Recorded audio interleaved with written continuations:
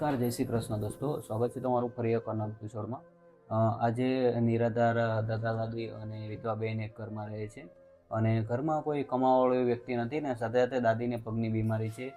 પગમાં એમ કહી શકાય ને આખા ઉજી ગયા છે અને ચાલવામાં તકલીફ પડે છે. તો ચાલો દાદા દાદી સાથે વાતચીત કરીએ ને તમને જણાવવાનો પ્રયત્ન કરીએ કે શું શું તકલીફ પડે છે અને આવનારા સમયમાં એમની તકલીફો જાણીને આપણે બધા જ સાથે મળી અને દાદીને મદદ કરી શકીએ. તો ચાલો દાદી સાથે વાતચીત કરીએ. દાદી, શું નામ છે તમારું? કલાવતી કલાવતીબેન. કલાવતીબેન મોકલાય. અને પરિવારમાં કોણ કોણ રહો છો દાદી? પરિવારમાં કોણ કોણ રહો છો તમે? મને સમજ નહીં પડતી. પરિવારમાં કોણ કોણ રહો છો તમે? અમે 4 જણ રહીએ છીએ. 4 જણ રહો છો. હું, આ કાકા, હું ને છોકરો. છોકરો કેટલી ઉંમરનો છે? એ 20 વર્ષનો. એ શું કામ કરે? એ કોલેજ જાય છે, બીજી કોલેજ બને છે. તો દાદી, ઘરમાં કમાવા વાળું કોણ છે અત્યારે? કોઈ નહીં, આવું જ કમાય છે. ના દાદાનો 6000 આવે તે 2000 એવા લઈ, 4000 ઘરમાં લે ને એનો 6000 પગાર. 10000માં ભાઈ અમે ઘર ચલાવીએ. જેમ હોય તેમ ખાઈ મૂકીએ ને એ કરી મૂકીએ. નહીં હોય તો નહીં ખાવાનું, પણ છોકરાને બનાવું મેં કહું. મારા દાદાને શું થયેલું? એ છે ને તે નોકરીએ જતા હતા, તે પગથિયા પોતે હોરી ગયા. તે બધું એ લોખંડનું કામ કરતા હતા, બધું આ લાઇટ ફિટિંગ વાળાનું બધું આપવાનું લેવાનું.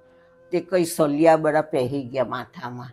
તે બહુ લોહી ત્યાં એમાં લખેલા સરના દરવાજે તે 2 દામાં મરી ગયા. તો દાદી, અત્યારે ઘરમાં શું શું તકલીફ પડે છે? મને ભાઈ ચાલવાની તકલીફ, આંખે બહુ દેખાય નહીં, ઝાખું દેખાય. થોડુંક ચાલ્યા હોય તો અપ બહુ થાય. ઘર ચલાવવામાં શું શું તકલીફ પડે દાદી?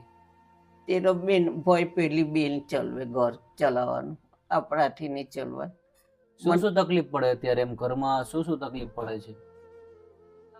હવે તો ગમે તે લાવ્યા કરે ને ખાયા કરીએ, શું કરીએ. દોસ્તો, દાદી છે કે જેઓને સાંભળવામાં તકલીફ પડે છે અને સાથે સાથે પગ બંને સોજી ગયા છે.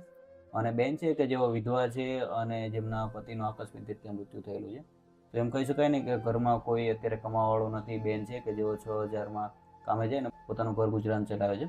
તો દાદી અને તેમના પરિવારને સપોર્ટ કરવા માંગતા હોય તો નીચે હેલ્પલાઇન નંબર આપેલો છે, મારો કોન્ટેક્ટ કરો. આપણે બધા જ સાથે મળી અને દાદીને રાશન, કરિયાણામાં અને ઘરમાં જે પણ તકલીફ હોય એ તકલીફોને દૂર કરવાનો પ્રયત્ન કરશું. તો મળી એક નવા વિડીયોમાં નવા વ્યક્તિ સાથે, નવા ઉમેદ સાથે, નવા વિચાર સાથે. જય હિન્દ, જય ભારત.